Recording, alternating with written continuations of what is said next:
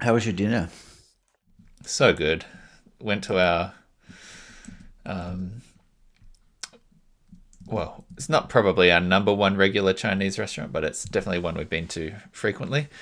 And so we had all the classics. Had some pan fried dumplings, had some sweet and sour pork, had some like seafood soup, had some chili squid, had a bit of duck, had a bit of, we ticked all the boxes. Is this with the in-laws? Yeah, yeah, it was lovely. There is a bit of a difference between Taiwanese and Chinese. Yeah, I guess so. But I think this is just standard Chinese. But it was, sorry. This is not going to be anything. I just thought I was thinking the other day that Chinese American food is like really great. Like I was appreciative of Chinese American, like just like honey chicken and sweet and sour pork and like stuff that they don't really eat in China, but it's like Americanized. I love it. Yeah, the westernized versions. I mean, The I'm East sure and the that West coming there's, together. I'm sure that there is.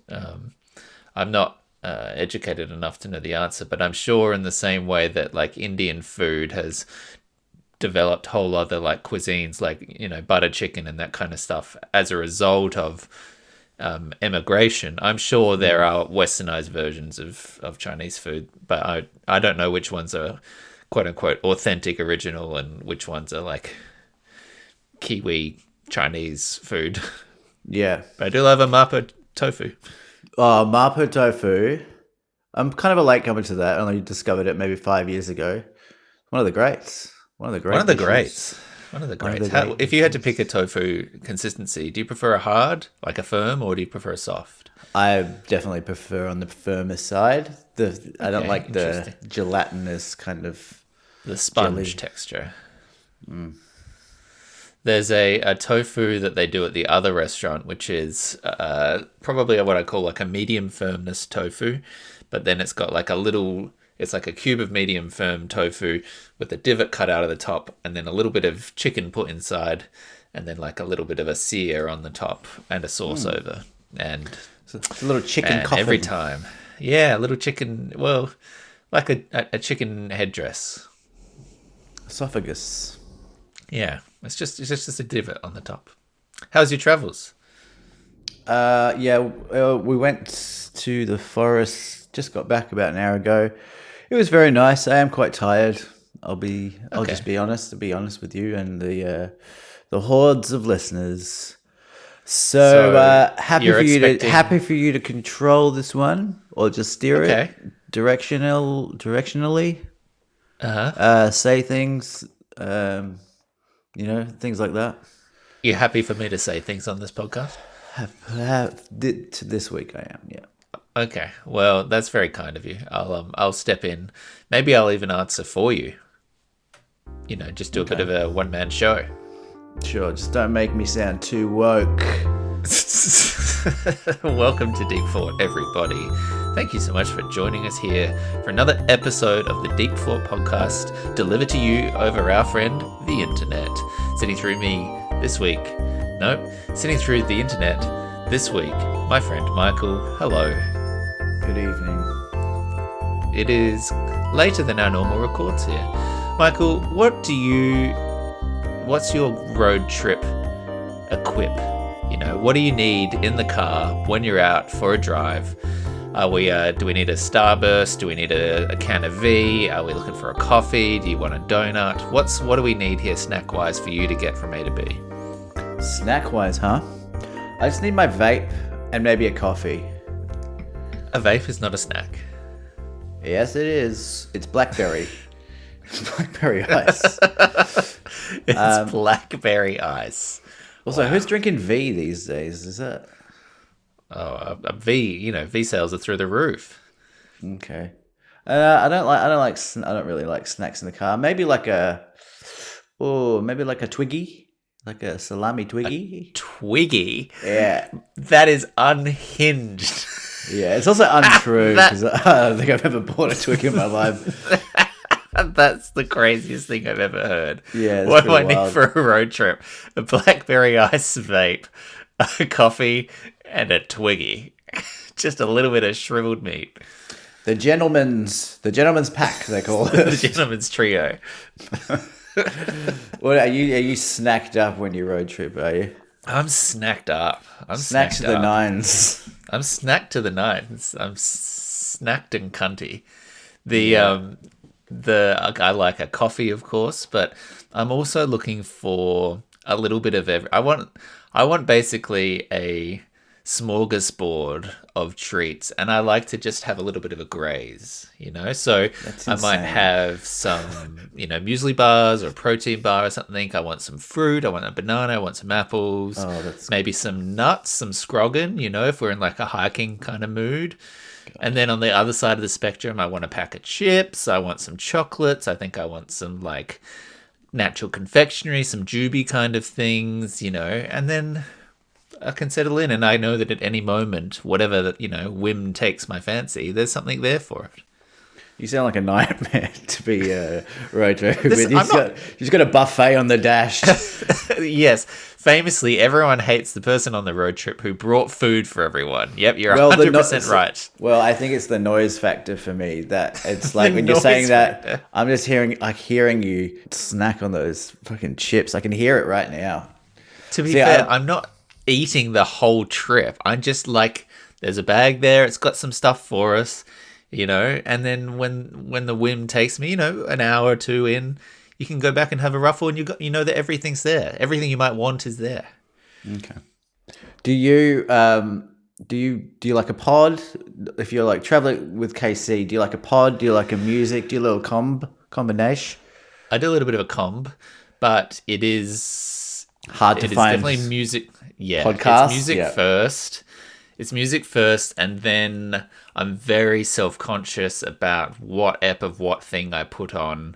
If we're in hour 4, or it's day 4, and you're starting to feel like, okay, the music, I'm sick of that. I need a little something.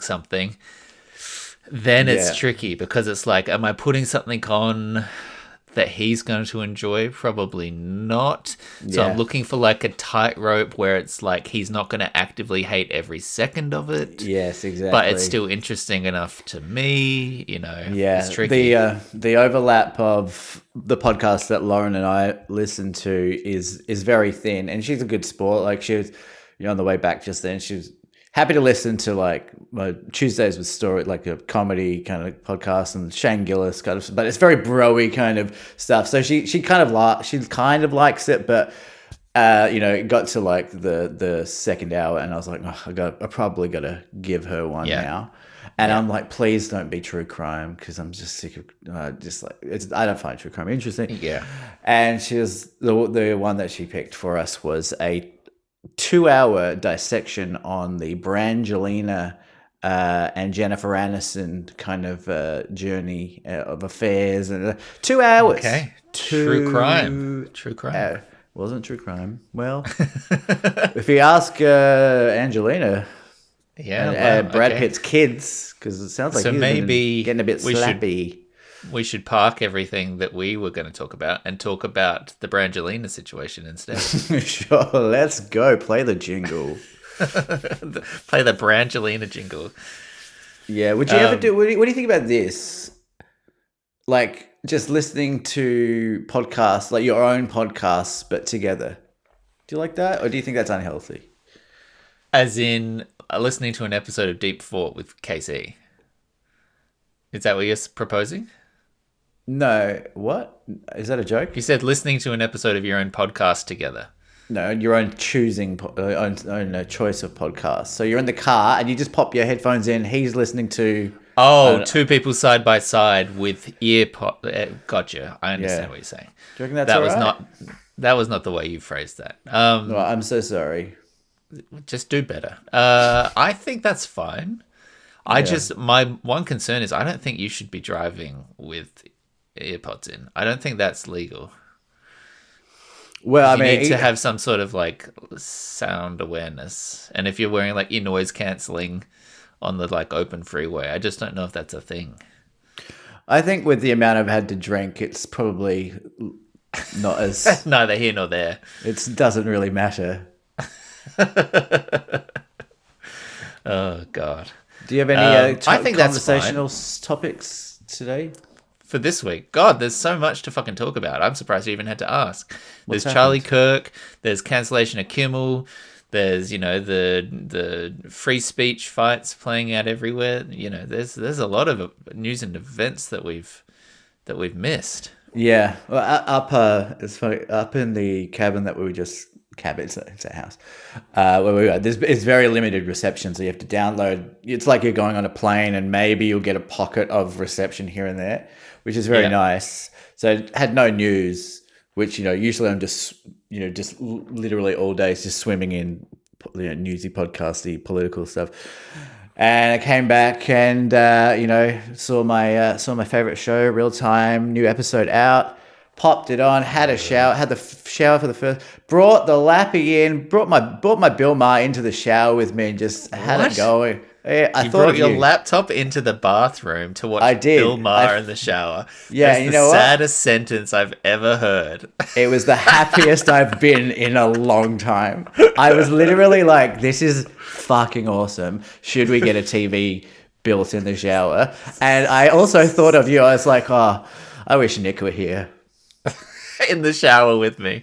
Yeah. Oh God. Well, yeah. I mean, how do you even hear it over the sound of the water? I honestly couldn't hear it. I couldn't hear it.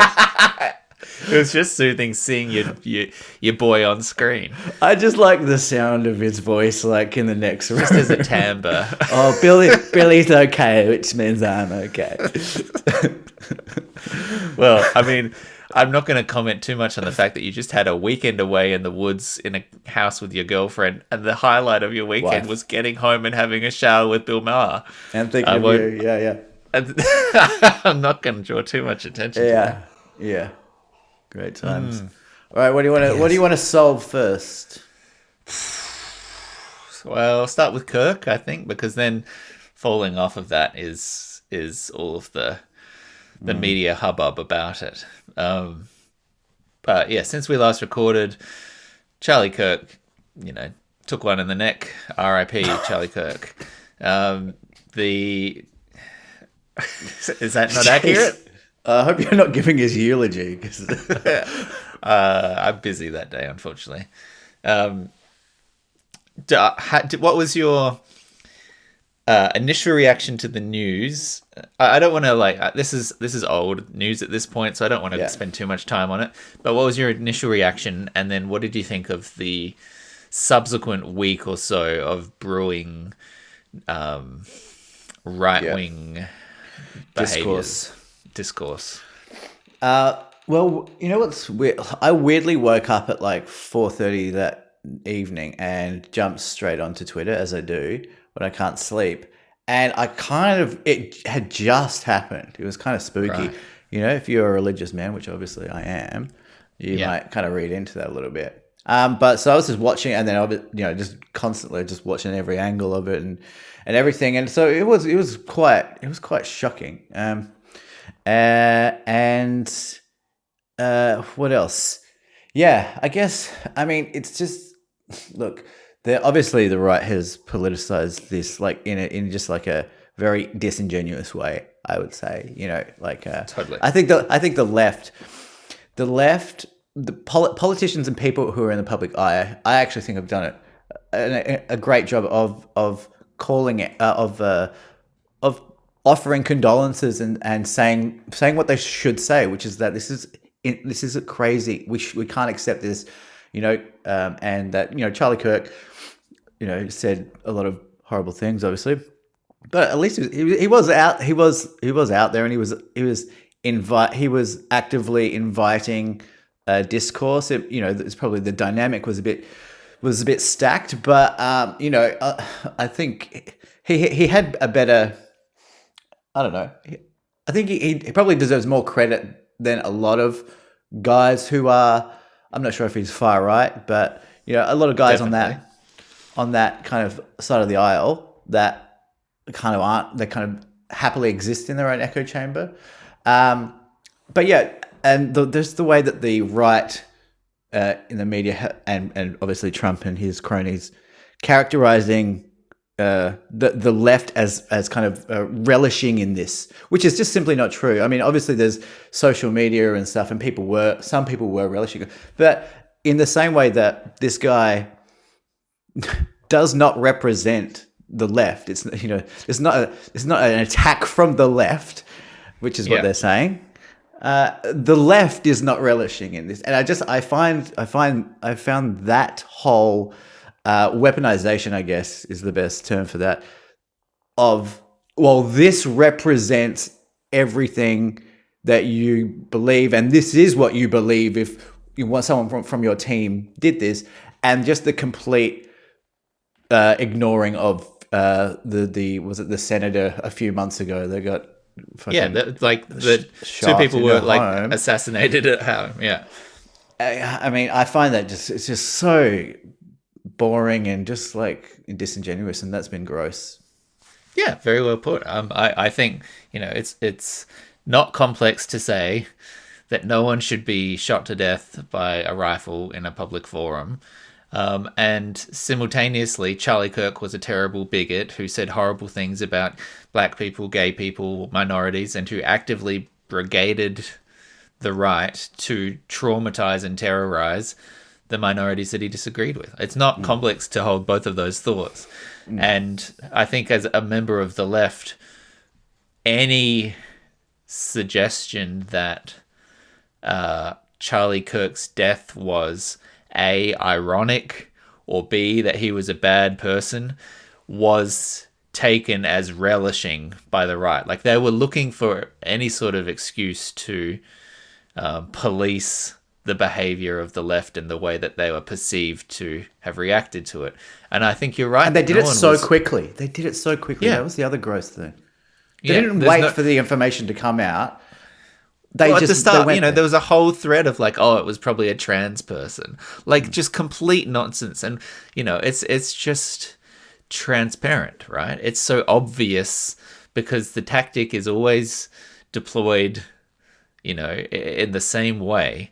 And yet the hypocrisy, as you said, like, it doesn't matter that Democratic senators were killed 2 months ago. They don't even remember, But I don't they choose not to remember. They choose not to remember, or they don't care, because the only, I think the heart of what's come out for me as like a takeaway for these past 2 weeks is that the right doesn't care about free speech. They just want to be able to say the things they want to say. Well, that's been completely obvious in the last week, yeah. Of course, yeah. And it doesn't matter. Embarrassingly so as well. Yeah. It doesn't matter the issue, it doesn't matter the complexity, it doesn't matter the person, it doesn't matter the context. If the person on the right says it, that's fine and that's their right. And if it's the person on the left who says it, that is offensive and shocking and deplorable and needs to be curtailed and punished and the thing. And it's just transparent, right? And I think that it's stupid. It's like, well, maybe the strategy isn't stupid because it probably works if they're kind of... It does work. They're preaching to the choir. Yeah. But I find it offensive just like that I know they are getting away with it to some degree, but like I find it offensive that... Because I think you think we are stupid, don't you? And we are, and that's the thing. We are stupid. I mean, it's intellectually dishonest, right? It's like, it's...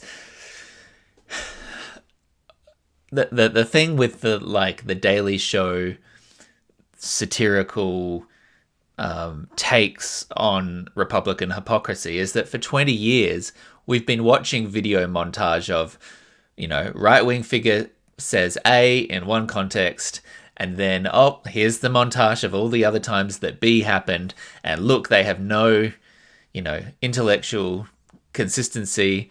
They're hypocrites. And that's been true for decades now.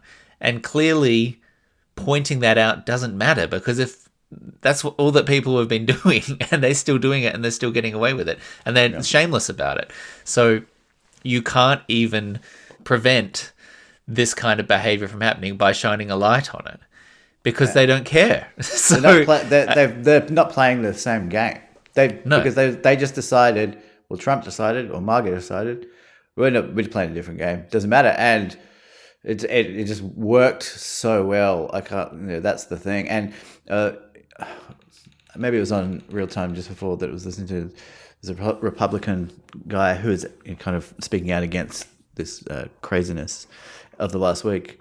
He's saying that the civility has completely gone. Like that, Obama. Like you have a guy like John McCain. Remember John McCain? I don't know if you remember this clip where he's at. I think it might have been a debate, and a Republican woman, says something about Obama's. We should investigate his birth certificate, something like that. And he takes the microphone and he says, "No, we're not doing that." And that was not too long ago. I think that was maybe 2016, around the time Trump first got elected. And it is just interesting that. I'm not saying anything new here, obviously, but even just the way that Trump, speaks about people on Twitter or Truth Social, whatever, it's like really it's really disgusting. Like to see anyone speak about people so with such it's so vile, but everyone's just fallen in line because they know that this is the playbook now, and if you want to get ahead or if you want to be part of the group. You gotta speak the speak. You gotta talk that. I wish I just said talk the talk and really stuck that landing. I can edit it in. Yeah. And it's just like now they have their own style of speaking. This is what Newsom is obviously parodying.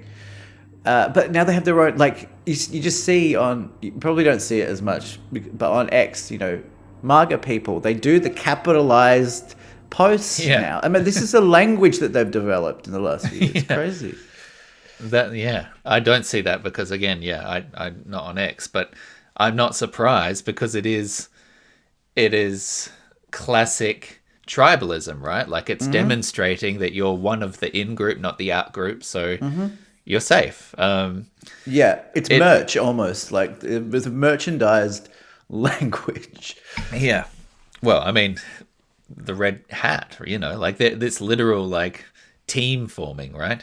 It's honestly brilliant from a marketing and effectiveness strategy wise. Totally. It's like very successful. It's gross as fuck, but it's amazing marketing strategy. To sort of broaden a little bit here, we've talked previously about what the left should do to try and regain a voting bloc and retake the power and the reins away from this right-wing movement.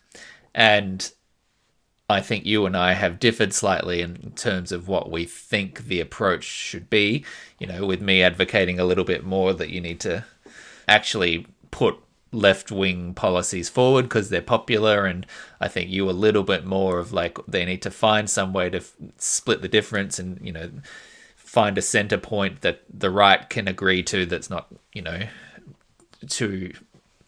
compromise strategy, if you like.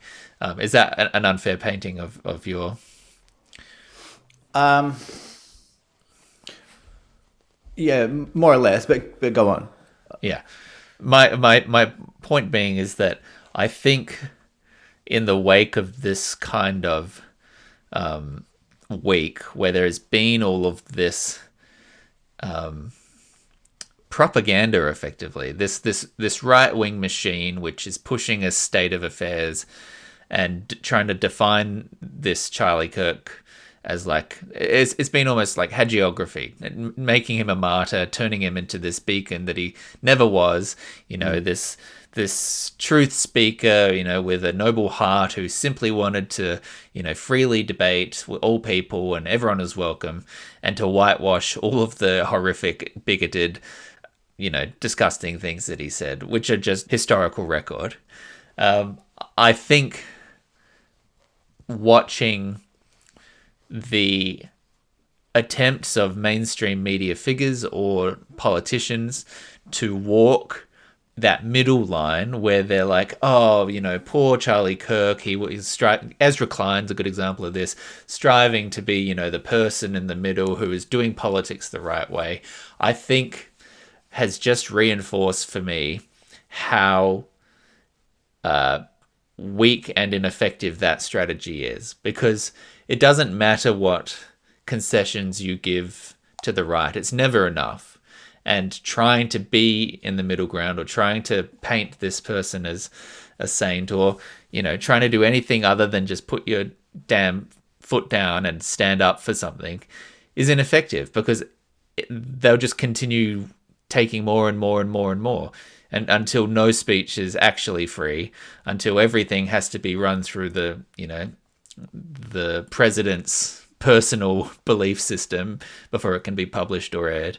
And I don't know, I walked away from this week thinking that you have to actually fight for left-wing policies, or there'll be nothing left. Yeah, no, I think that's fair, and it's really revealed a lot. The last, since the shooting, it's really revealed a lot. I would say, just to your earlier thing about my view that we should take a more compromise kind of approach. I would say it's more. I was actually in Adelaide the day after this shooting, so I caught up with Eddie, and we talked about all this stuff for hours, and it was really great. And I said to him, "Do you think it could work, like just a common sense, like a Joe Blow common sense kind of that's what you run on? We run on common sense. We not on extremes, which I guess is kind of like this moderate thing that you're saying before." And he basically said that can't work because people don't agree on common sense anymore. Yeah, people don't agree on reality anymore. Common sense is relative, yeah, and reality is relative to your position. And I think to your point, MAGA has changed everything. Like it's not the same. It's not the same anymore. And I wonder if America would be better off separating itself. Just. I mean, people joke about that. I don't know how practical it is, but I don't know how. There's discussions around. I don't know if it's. I'm sure maybe it's unrealistic, but yeah, I wonder if just all right, just divorce. Like maybe a divorce where we've had a trial separation, and I think it hasn't worked out. So let's get the paperwork in order. I mean, maybe that's because it's just not. It does feel like it's two different countries, and I think we're a bit protected down here in Oceania, from it all. But it does. I mean, it does. Everything trickles down. Politics and culture, and let's say it does trickle down to here, and there's so much confusion, and just frustration with people. And I do think this is a global thing that we're seeing all these anti-immigration protests everywhere, and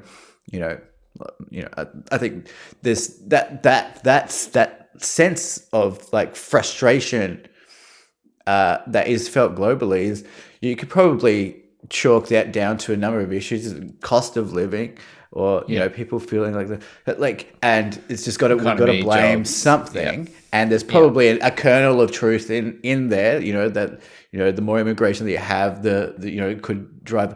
I'm not saying, I'm just I can imagine that might be a kernel of truth in there, but then now that's the fault.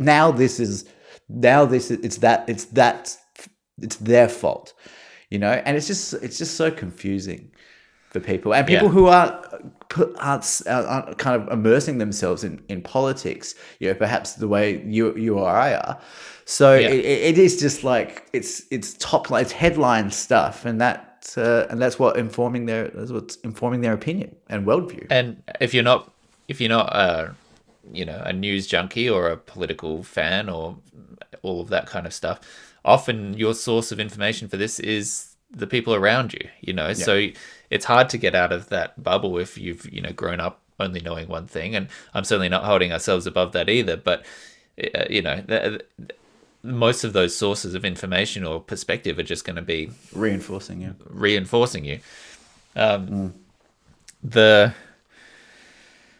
With regards to the, do you break up the country? It's sort of a tricky problem, because all the metropolitan centers typically lean very left, which is the population dense areas.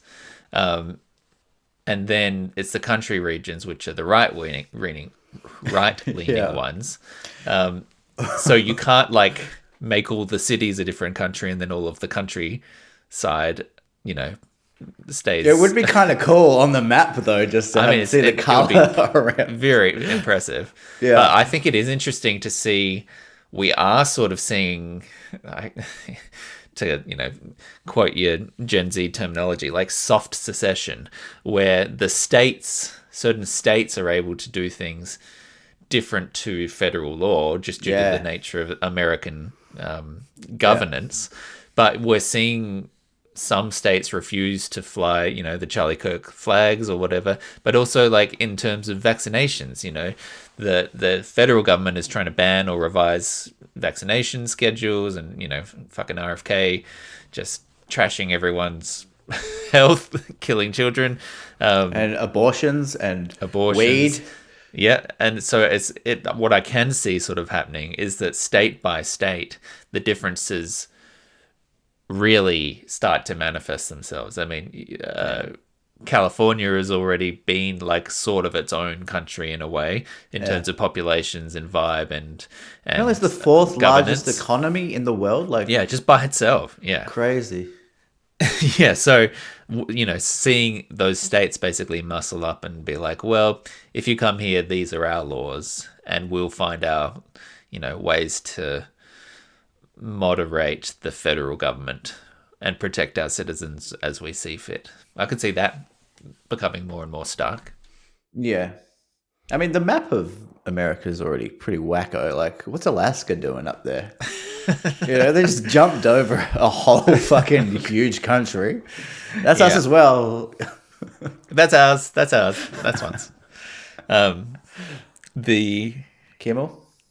Kimmel. I was going to say the next consequence, of course, was the policing of the discourse or the commentary about Charlie Kirk, where anything that didn't treat him as a saint was then seen as just an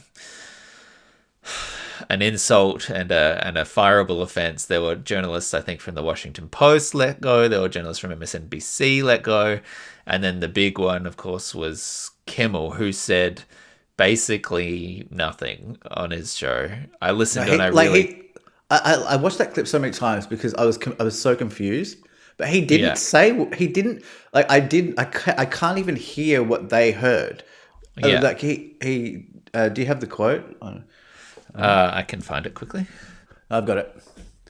You've got it? Yep. So Kimmel said, "We hit some new lows over the weekend with the MAGA gang desperately trying to characterize this kid who murdered Charlie Kirk as anything other than one of them and doing everything they can to score political points from it." So I guess that was the main... That was what they blamed it on. But people on the right said that, or the FCC, I don't even know. So the head of the FCC is a right-leaning dude.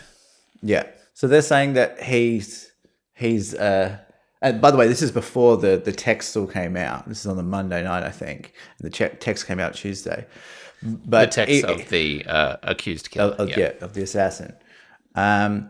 But and he says the writer's trying to characterize this kid as anything other than one of them.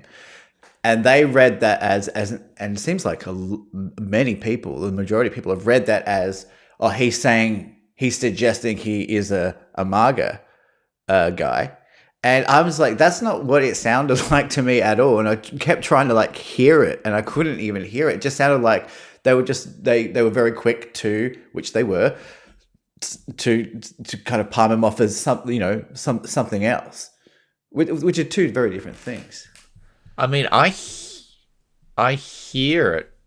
I think the way that they hear it, but I don't think it's inaccurate. So the way I hear it, right? We hit some new lows over the weekend with the MAGA gang desperately trying to characterize this kid who murdered Charlie Kirk as anything other than one of them and doing everything they can to score political points from it. That's, I think, referring to the fact that they were like, oh, he's going to be a trans kid. Oh, I heard, something, he's going to be a Democratic shooter who's done this. And they were desperately trying to frame that kid that way, which seems accurate. and Yeah, doing but everything they they can think, to score political points from it. but they which is think what he's they were doing. of course, but they think he's suggesting that the assassin was MAGA, right? Yeah, I mean, is that not what he's saying though? I don't think Desperately so. trying to characterize the kid as anything other than one of them. But he's One not of saying them that. being the But MAGA gang, right? yeah, of course, but like he's not suggesting he's MAGA. He's just saying that they were just very quick to try and say he's not one of us. I suppose to me they sound basically equivalent, but I can see a reading in which they're just like, not us is different to, the alternative. Yeah, I mean, yeah, all of this is It's moot fine. It's because fine to think, who yeah. cares? Yeah, and the bar, was it the bar guy? I can't remember. I mean, he put a fucking hit out on him, the day before, or maybe even the day of, saying, Kimmel, we can do this the easy way or the hard way, or maybe Yeah, that was the day after. Carr. Yeah, It was the day after the comments. Yeah, I mean, the free speech thing is just so blatantly hypocritical that I just don't know how supporters of this movement are justifying it. Like they have to be able to see it. I don't. but it's either delusion where they don't see it, or disinterest. Like they don't care because they've been Donald Trump, when Stephen Colbert was fired or had his show cancelled, said, Kimmel, you're next, right? And so I'm sure that the right has just been waiting. They've literally just been sitting here just waiting for something they can use to like build up a pressure campaign on it. And, Trump, now that Kimmel's gone, says, Seth, you're next, we'll again, it doesn't matter how much you try and placate the guy. It doesn't matter how many of your own limbs you cut off. It doesn't matter, how many lawsuits you stop or how many millions you donate. At the whim of the dictator, there was never enough to satisfy him. And next week you'll be back on the chopping block again. So you just have to say, fuck off. I saw one of the most prevalent sort of memes of it this week was, what's the point of having fuck you money if you never say fuck you? Like all of these networks and rich, comedians and things. What the fuck are you doing? Yeah, they're showing the same. They're showing the same lack of spine that all these other guys, Rubio and the like, that just fall in line, and just it's like you exposing yourself as having no moral compass or conviction, and it's really gross. And the irony of all this stuff is as well, and acknowledging that Charlie Kirk said some disgusting things, to put it mildly, over the course of his life. One of the things he was very vocal about was free speech, and this is what he wrote on X last year. Hate speech does not legally exist in America. There's ugly speech, there's gross speech, there's evil speech, and all of it is protected by the First Amendment. Yeah. They've made this guy an angel, a martyr, and putting words in his mouth. Yeah. Yeah. I mean, again, like there are many ironies attached to this. Probably the strongest one being that if the policies that Charlie Kirk had not so actively tried to fight against when it came to gun control had actually passed, he might still be alive. Like, what talk about literally talking shooting yourself about in the guns foot or while the neck. he's doing it. I mean, that was one of the immediate things I thought when I saw the video. I was like, man, this is like the timing of this is going to fuel conspiracy, which it has. Yeah. And Candace Owens, I'm sure you're probably not across all of her tweets these days. I don't follow her too closely. You unfollowed her, didn't you? She went a little bit too after far. this week. Yeah. Okay. I decided. She was a good friend of my boy Charlie, and she's now leading this conspiracy charge, saying that he was assassinated by Israel. And there's she's seen the footage from the back, and there's no exit wound. And anyway, okay, well, good. The other thing which I think we've touched on, but which was very conspicuous this week, is all of the right wing, potosphere, manosphere, comic sphere, like, oh, you can't joke about anything these days. Free speech is dead. Cancel culture. All of these people that have made their, entire careers out of the, comedy, should be able to say whatever you want, fuck the man kind of thing, are extremely quiet this week when Who are a you guy specifically makes... talking about? Because I've seen the opposite almost. Okay, well, tell me that. Well, I saw Tim Dillon. I think you probably you put him in the manosphere kind of comedy bubble. Tim Dillon made quite an interesting post. Andrew Schultz, which I really have a strong disliking for. He made a video. He had Trump on his podcast. Tim Dillon had dinner with JD Vance a couple of weeks ago. I think Rogan reposted Schultz's thing. So I was interested in that too. Good. But I have seen a little. Who are you talking about though? Oh, I'm no expert on the names of these people. Unfortunately, maybe they're quiet because it's not name. in the news or you're not following them. Maybe that's possible. No, but I do. I thought it was.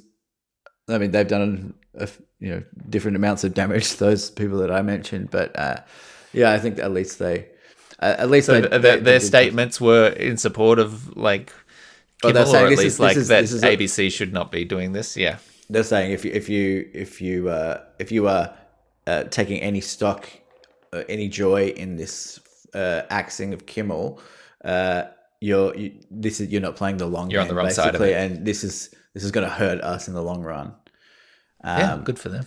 Yeah, good for them. I mean, there is always a tinge of when they do kind of speak out against this stuff. Which I'm sure you predicted, as many people did, but like it's nice that they're kind of speaking out against it now, and there's a certain amount of bravery that has to happen with that. Like points for intellectual consistency. Sure, but also like you guys really didn't see this sort of stuff coming, and you were very, very happy to like get around like the Trump cool good vibes, man. Like he can hang, like you are. It does feel a little like, all right, thanks, but Yeah. I can't believe that it's only been like 8 months. Like my I'm sure God, I'm sure it'll get better. So much. I'm sure there's so much. There's always kinks in the first when you start a new job. Yeah, when you get fired and they're rehired from a new job. Like where's the blender again? Oh, where is everything? Yeah. Takes a while. Takes a while, Nick. Yeah, make sure to label your food in the fridge.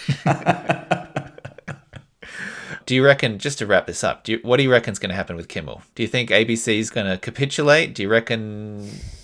Well, I heard that gone? Disney's stock has plummeted from people unsubscribing. But even if they go, they come back to him and say, "Sorry, we fucked up." Like, I can't imagine Kimmel going, yeah, sure. Like, he'll. I don't know. It wouldn't be a good look from his perspective to go back after they did this. It's like if your partner cheats on you and then you take them back. Like, I don't know. I feel like it'd be better for him to go, fuck you, I'll find something else. Well, but here's the thing, right? Like, if he turns back up, I can see him going absolute fucking. Well, he has to.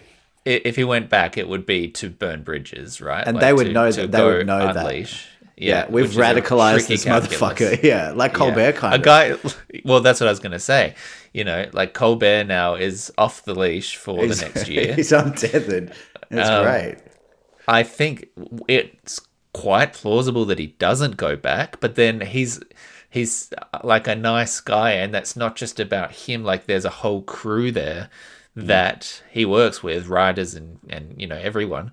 And I think realistically, if he was to walk away, there's a decent chance there's no late night show on ABC anymore, right? Like Colbert's already gone.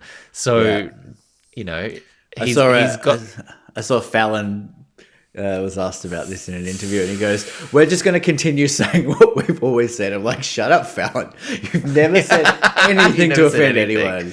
Shut up. You're not part of. You're very much towards the James Corden end. I'll just say that. Yeah, very much. But like, you know what's going to happen? Kimmel's going to start a podcast. That's what he's going to do. Yeah. Or some other network or streamer decides to lure him away and to try and find, whether it's like a YouTube show or whether it's like we're on HBO, TBS again, or HBO or something. I don't know.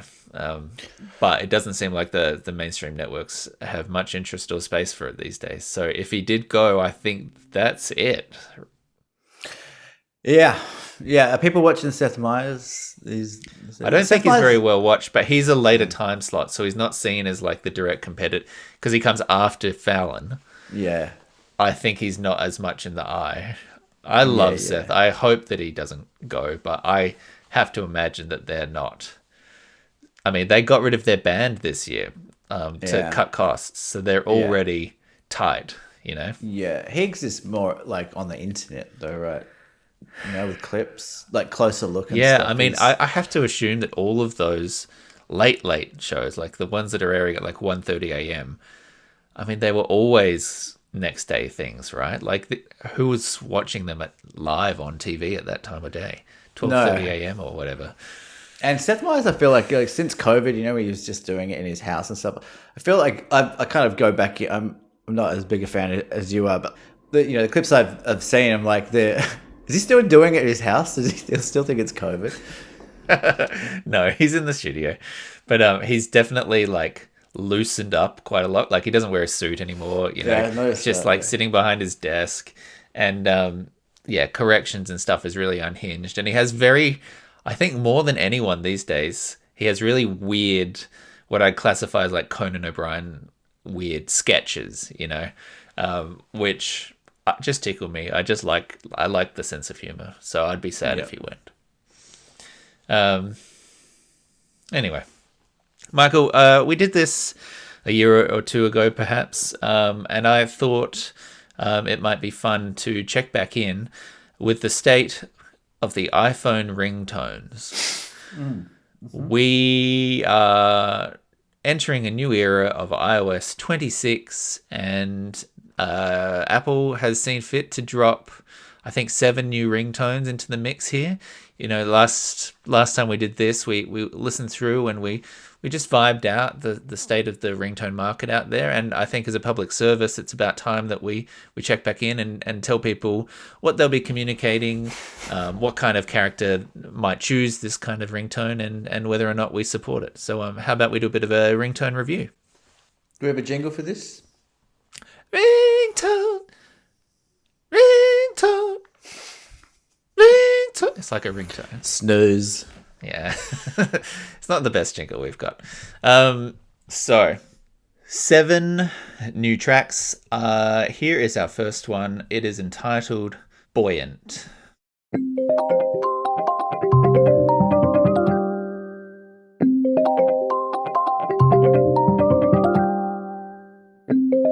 I like this.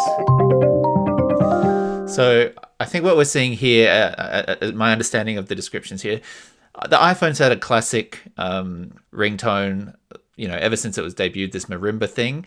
My understanding is that a lot of these are remixes, basically. So we're seeing takes on this marimba vibe. Very cool. I would slow that one down maybe 5 BPM if it were me. Yeah. It does feel a little bit, I mean, to be fair to them, it's buoyant. So they're aiming for upbeat. They're aiming for, you know, that peppy kind of like, hey, look at me. So maybe that's the goal. Yeah. It's a bit frantic. It's a little bit panicky, but I think the melody is quite interesting, honestly. I think it is panicky. I think you're right. But I think sometimes you need a ringtone that is going to actually encourage the pickup. You know, like if this is something like you might put this maybe on like a parent who's in a retirement village. So you know that when they're calling, it's like, oh shit, maybe she's fallen over, you know. That's the kind of thing. Or alternatively, if you're maybe like a PR executive and the CEO is calling, it's like, fuck, what did Levi's jeans do wrong now? Like, I'll pick this one up. Okay. Let's move on to this next one here. This is Dreamer. I like it already.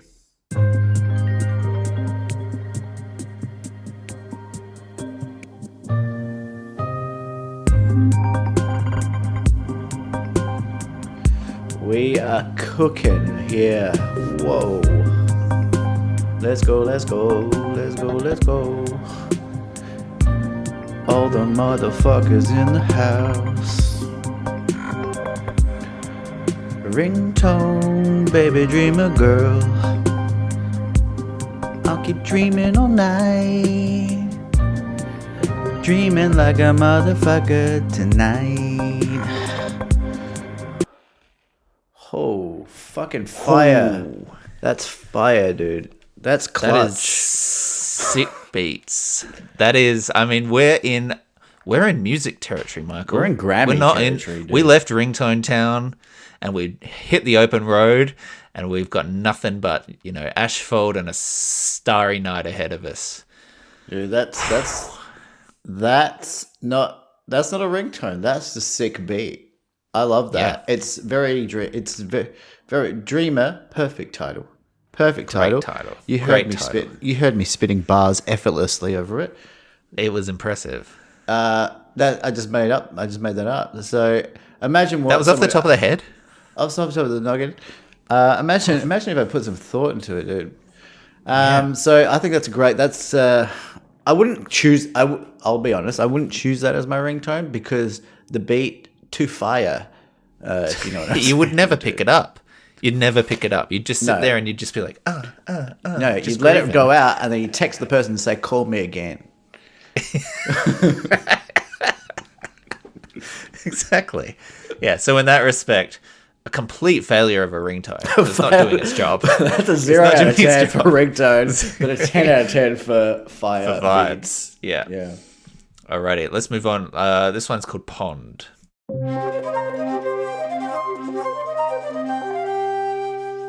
Okay.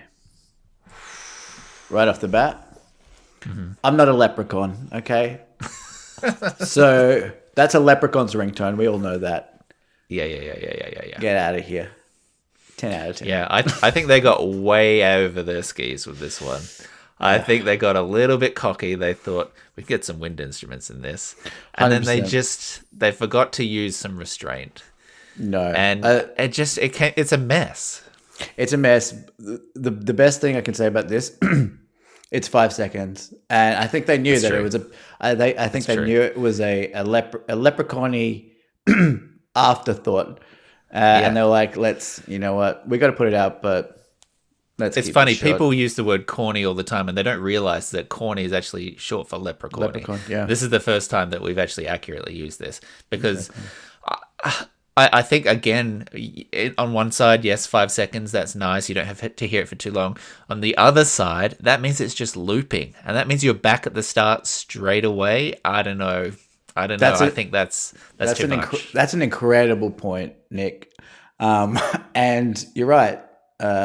That it actually means it's a more condensed version of this abomination. Yeah. No. So I think the takeaway there is no one should use the Pond ringtone. All right, let's move swiftly along. Let's see if they can pick things up again. Let's. How do we feel about something entitled Pop? I'm skeptical.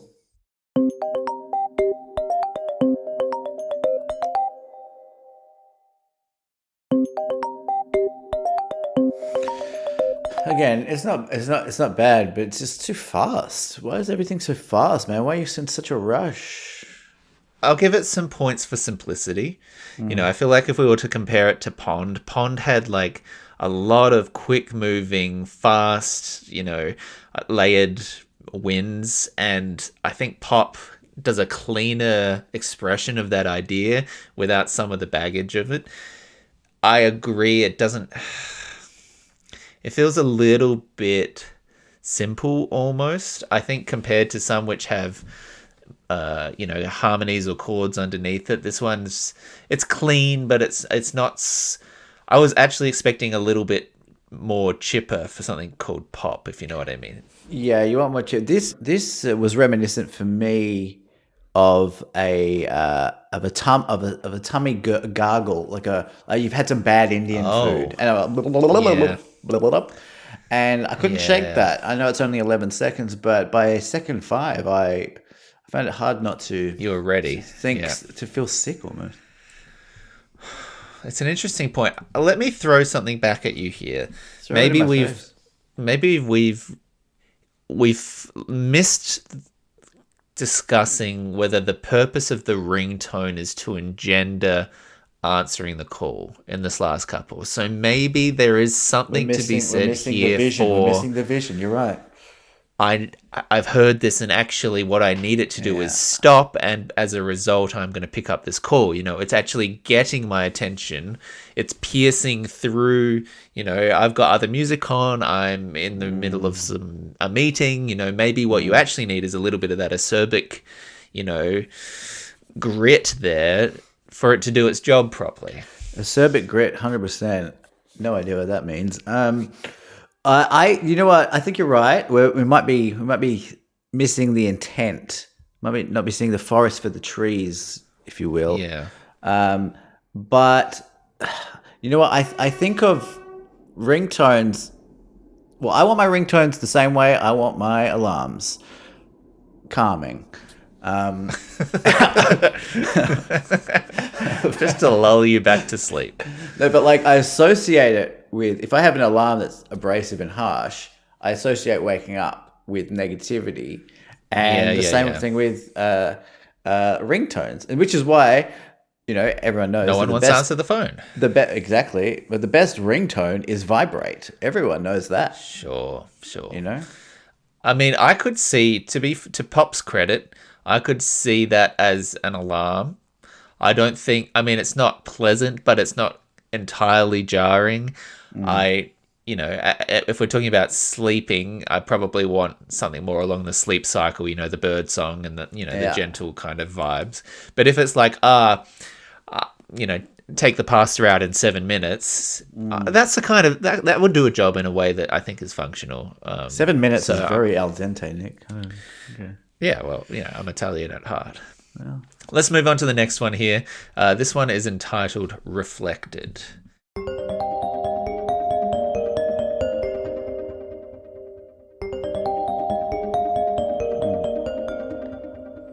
Mm-hmm. Oh, okay. Okay. Now we're getting somewhere. Things just took a turn. we were skidding off in the undergrowth a little bit, and I think we've pulled onto the highway again. I think we both didn't expect this one. I'm down for that. Curveball. I'm down for that. Again, way too fast right off the bat. But maybe I'm not thinking about it as a ringtone. I didn't mind it. I didn't feel anything. I didn't feel nothing. I think for me, what it does successfully, it has forward movement, and it has harmony, or melodic progression. So you have a sense that it's not just one motif stuck in a rut, but that there's a little bit of a start, a middle, and a finish. I'm on a journey here, and then a breath, and then we can come back and we can start again. And I liked that there was what I would consider a musical intent behind it, rather than just perhaps a noise or a sound. Hundo. That's short for 100%. Thank you. I think you're right. I think these melodies are quite interesting. I think I said this last time, but I would really love to see a short YouTube doco on the guys who write these. I agree. If you're out, I would just love to know. If you're listening, what's please do a small documentary about it. Honestly, make a full feature-length documentary. I would watch it. Yeah, it'd be so interesting to see how they come up with these. Yeah. All right, last one of this type, and then we got one more after this. So this is the last remix. This one's called Surges.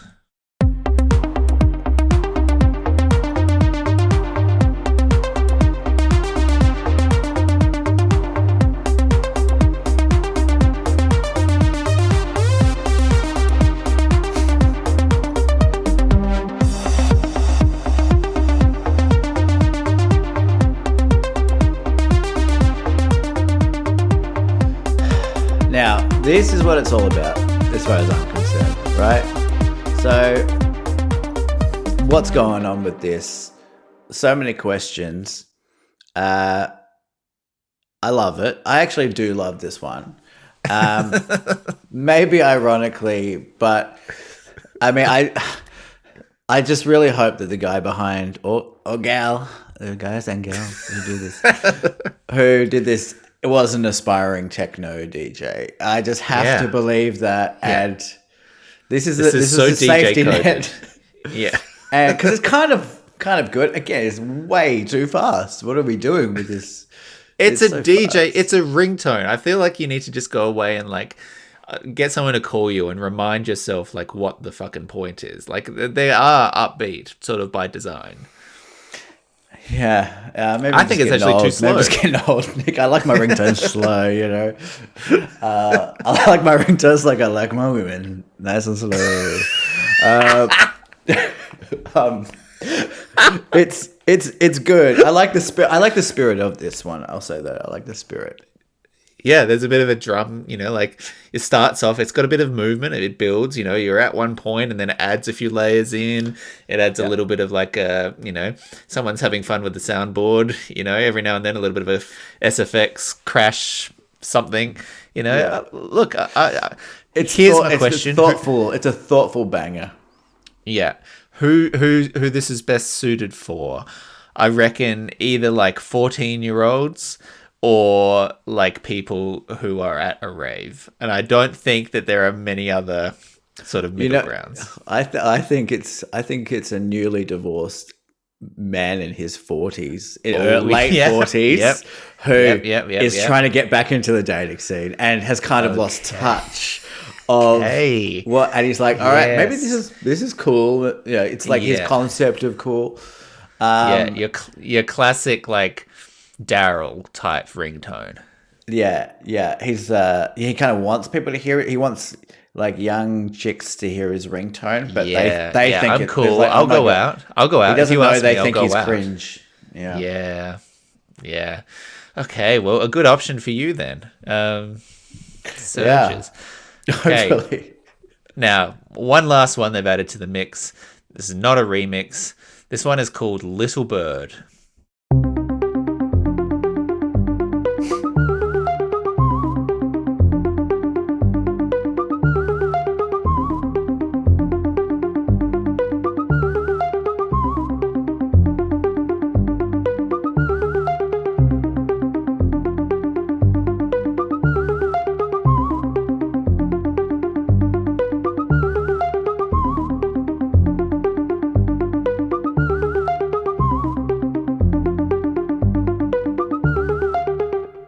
Wow.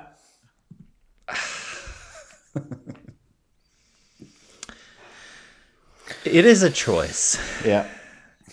It is a choice to put whistling, one of, I would argue, the most Human. divisive human expressions into a ringtone. A ringtone, a musical form already characterized by unpalatability. And then not only for it to be a whistle, but to be, I think, like a fake whistle, or if AI not, whistle. like a very like short, very highly auto-tuned real whistle. I don't know. I'd love an auto-tuned whistle. That'd be great, dude. That's a good idea. The other weird thing that my brain went to was that Andrew Bird is a famous whistler. This doesn't sound like a bird to me, does it? Like, is this some sort of strange homage? It's called Little Bird, dude. I don't know. I don't know. I think you're onto something there. You know what? I didn't mind it. I think if it was slowed down, again, way too fast, Apple, slow it down.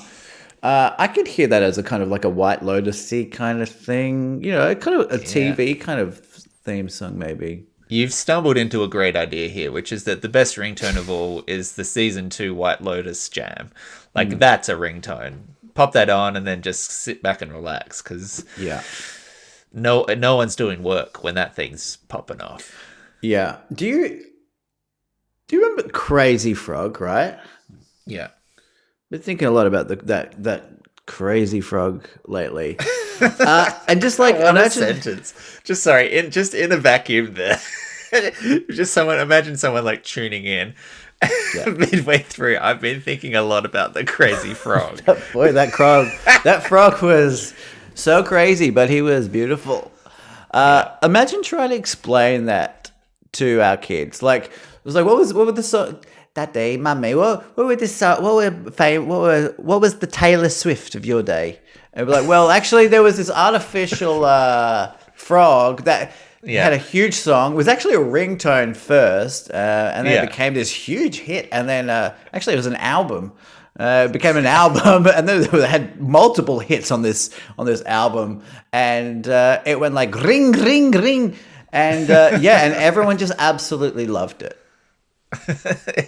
The other crazy thing about it is, so what was that's an unintended pun, but like Crazy Frog was not called Crazy Frog to start with. It was Axel F. No, that's the tune it was doing. But DJ the actual thing was called like the strange thing or something. Let me just quickly look it up. I hope it was called the strange thing. The annoying thing. It was named really? The annoying thing. Yeah, 100%. So originally it was called the annoying thing because it did an annoying, noise, and then somehow everyone was like, "This isn't annoying. This is beautiful, name. dude." Yeah. Do you mean the beautiful thing? Yeah. Do you mean the other incredible thing? The other thing is that it had a fucking dick. It had like an actual dick on it, Wow. And then at a certain point, I think there was complaints about it, and they created like a Ken doll version of it, and took the dick off for all of the ringtone ads. Sellouts. Quote, here's the Wikipedia page. In February 2005, viewers submitted a number of complaints to the United Kingdom's Advertising Standards Authority regarding their advertising campaign for the ringtone, complaining that the crazy frog appeared to have a visible penis and scrotum. Some parents complained it was inappropriate for children. How big was the penis? I mean, you can look it up. It's just Google crazy frog. I will. The annoying thing. So what penis. we're saying is, iOS 27 Apple. Why is my penis so annoying? Oh God. Well, if you've enjoyed episodes like this, then we're happy to hear it. And we hope that you are having a lovely week wherever you may be in the world. If you want to engage with us, there are plenty of ways to do it. You can send us an email to deepfort@gmail.com. You can reach out to us on the Instagram page @deepfort, on our Facebook. You can rate us 5 stars on Apple Podcast or on Spotify, where you can actually leave a comment on the episode as well. Michael, any comments on Spotify this week? Haven't checked. Probably not. Should we do a quick live check? Well, we don't know. Okay. I don't think so. Well, you're just saying that without doing anything, so now I have to go look it up. All right, I'll look it up. We don't want ourselves another in Covington situation where we have to wait weeks and weeks to find out that actually someone had left it something. There are no comments. Well, if you want to enjoy that, go listen to another episode from a couple of years ago when we also did the ringtone reviews. So feel free to check us out and change your phone to something a little bit more exciting. Michael, how do you feel about a bit of a rec engine to see us out? Yeah, it was my idea, I think. Yeah. Well, I checked the tapes. I don't think that you have any proof. Grab the keys.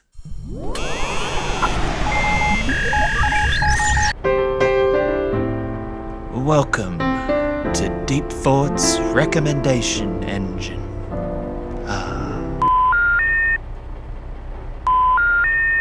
Michael, kick us off this week. What are you wrecking? You're not going to believe this wreck. It's unbelievable. This is a life-changing wreck. Okay. I'm not joking. I'm not even joking. Well, I would. YouTube Premium. I upgrade. This is not. I canceled all I my agree. I actually subscriptions, and Yeah. YouTube Premium was one of those sleepers that I just didn't. It just felt like, I don't know. There was a cognitive kind of thing where I'm like, I'm not paying. Like, I spend most of the stuff I watch is on YouTube. We got like a family thing the other month. First month is free, It's like $20 a month for a couple. It's changed my life, dude. Like no ads. I can listen No to ads. podcasts when I've like Yeah. locked my phone. It is honestly, it's just one of the great purchases. I was thinking about you the other. I was thinking about you a lot, Nick. This time I Yeah, was in not the in the shower. Yeah. I was just having sex with my wife, and I was like, I've bought two really great things this year, like two purchases that I just absolutely love. One of them is my AirPods, which you guided Told you me to get. on, Yeah. and my AirPods and my YouTube Premium have just made my life pathetically so much better. Honestly, it's just No? like I feel like actively grateful every day for these two things. I mean, it's true. I mean, it's sad that YouTube is so chocker with terrible ads that the day-to-day experience of like the free version is so frustrating. But it is undeniable that when you pony up the money and you live in sweet ad-free bliss, it's night and day. It's not and gay.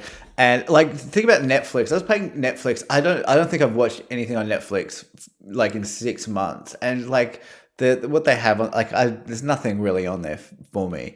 And I was just paying like $15 a month, whatever it was. I was like, this is a no-brainer. Like it's such a good purchase. Yeah. 100% agree. I have been watching The Paper. The Paper is the spin-off, same universe, US Office sitcom set at a newspaper. It has Donald Gleason and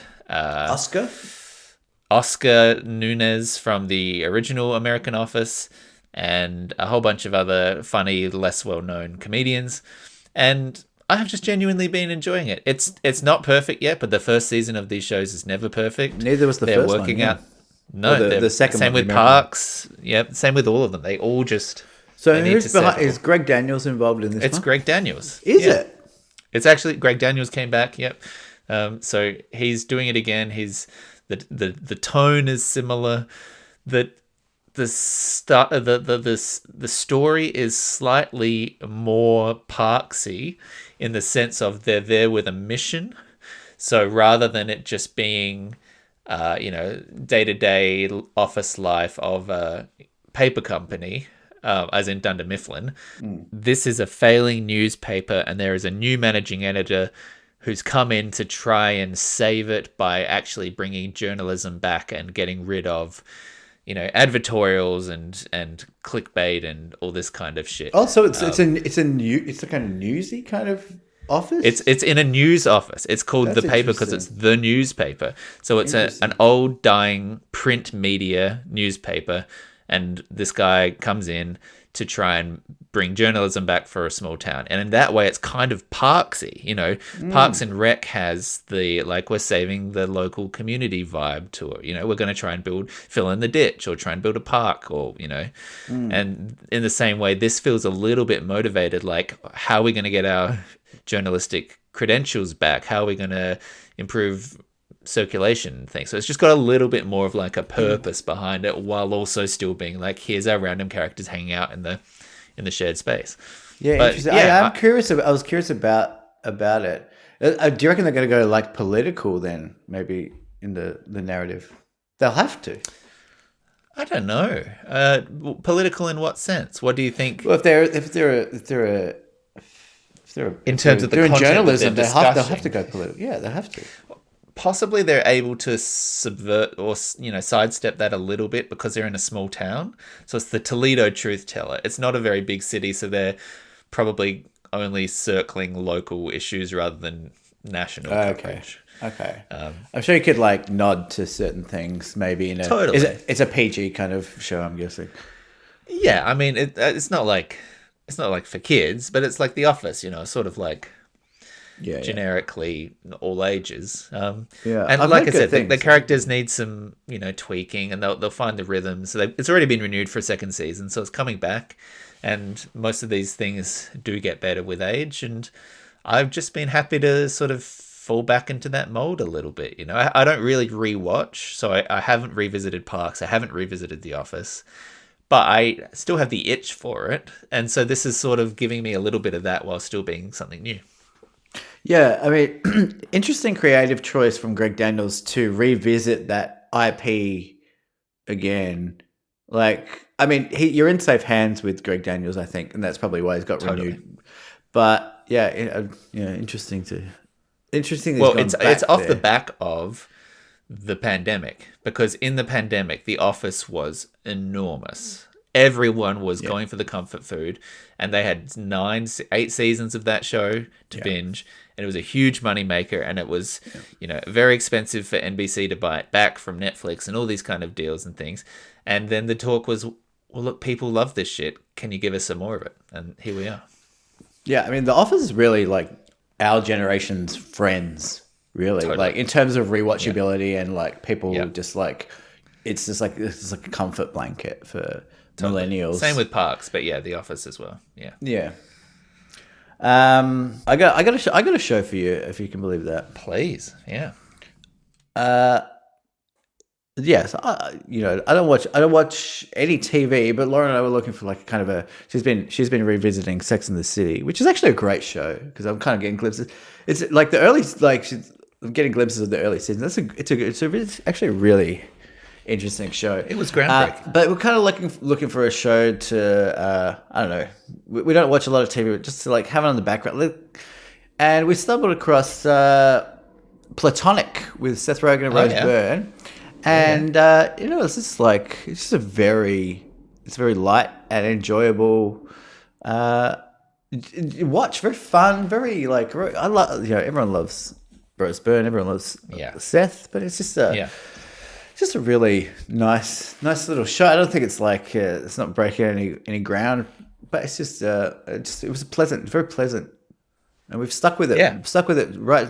I've finished a season of a show, Nick. Yeah, I was about to say, like, if you made it through something, that's a genuine testament to the show because, for all of your interests in something. Like, did you make it all the way through the studio? No, I did that as well. But the studio, you kind of need to pay more attention. I think this is more kind of like vibes. But you're there for the you're there for the charisma, the chemistry, the fun, leads, the hangout.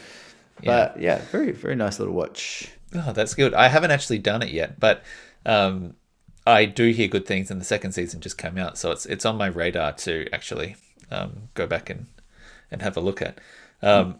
In that similar vibe, by the way, if you haven't done Shrinking, which is the Jason Segel, Harrison Ford psych one, that's similar, where it's it's sort of like all of the characters just move from one room to a different room to a different room and just like talk to each other, in a sort of low stakesy way. But it's really good. I would suggest that might scratch that same itch. Yeah, Laura's actually been wanting to watch that, so it might be next. Nice. I might just throw one more quick ref in, which is for, again, another Apple TV. Apple TV just has a lot of good shows, which is for Foundation, which is a sci-fi adaptation from Isaac Asimov's book, the Foundation series. Yeah. The first season I watched it, I was a bit like, I don't know if that's quite doing it for me. But with each of the successive seasons, it's got better and better, and it's found its footing, and it's being weirder, and most importantly, it's like diverging quite strongly from the source material, and they're getting like confidence and just doing their own show version of things. And it's just really good sci-fi. And if you're looking for something that scratches a little bit of maybe the Game of Thrones itch, a little bit of like empire and kings and conflicts and stuff, but on like a space level rather than like a medieval level, Foundation has really started to is it fantasy kind of? Is it costumes and stuff? There's costumes in the sense of it's set in the future, so there are people dressed up for like 5,000 years from now robes, but it's not like swords and helmets and that kind of shit. It's just right. This is future humanity on their spaceships and things. I'm not recommending this for you, Michael. I don't think necessarily this is your thing, but just for people out there who are looking for maybe something with the sci-fi bent. Well, I did read those books. I did love those books when I was. You read Foundation, did you?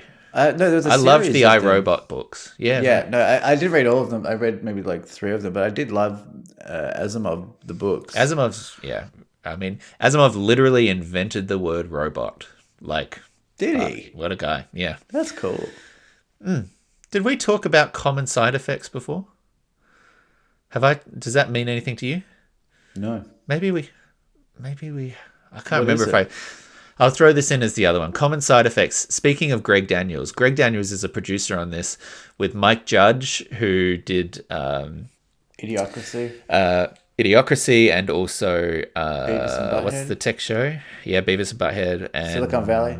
Thank you, Silicon Valley. Look at that. 3 out of 3. You did very well. Hey. Yeah. So Mike Judge, Greg Daniels, and then the creators or the animation team behind Scavenger's Reign, which was an excellent fantasy, trippy animated thing from a couple of years ago. Common Side Effects has Martha Kelly as one of the voices as a cop, who I love Martha in anything she chooses to do. This is a really weird premise about a guy a mycologist, a mushrooms guy, who finds a mushroom that is basically the elixir of life. It revives dead people. It heals any injury. It restores Alzheimer's. It takes any kind of injury. And if you chew on this little blue mushroom, you get better, full stop. And then inserts this discovery into this overhanging, like, murky corporate pharmacology conspiracy kind of thing, where the big pharma corporations don't want the mushroom out in the world because then they don't have anything to sell, and so they're on the run because they've got this magic bullet that would change humanity. But then there's all of these, moral issues about who you give it to, and do we have enough, and can we grow it, and they're trying to stop us. And it's just a really inventive, really kind of fresh, like, I've never watched anything like it. It's never animated. knew what it's animated. I never knew what the next episode was going to be about. And it's just really classy, good quality, interesting, fresh, exciting TV. If you like something that's going to, like, push your buttons a little bit, Common Side Effects. It's a good watch. On the Wikipedia page, the genre is listed as conspiracy thriller. Yeah. Remember that? Yeah. All right, so cool. if any of those adjectives mean, tickle your fancy, I would encourage you to at least check out the trailer, because it's a really good show. Sidney Poitier is in this? Is that what it says? Sidney Poitier. Cecily is voiced by Sidney Poitier. Oh shit. Okay. Well, there you go. There might be a different Sidney Poitier, actually. Really? Yeah. Well, she's 51. Sidney Poitier was a man, right? Yeah. Okay, that's a different Sidney Poitier. Yeah, that's a different. that's a young African American woman. Maybe she changed her name. Maybe it's a. That's a bold name choice. It's if a bold. she's changed that. Parents. all right. Oh, holy shit! Sidney Poitier was the dad. Wow. Yeah. Wow, So with he a- named with an his I, daughter with an with I. a Y. Yeah, he named his daughter Sydney with a Y. You know what? I love it. I love it. Are you going to name your son Michael with a Y? That's not bad, actually. That's not bad. Okay, put it on the list.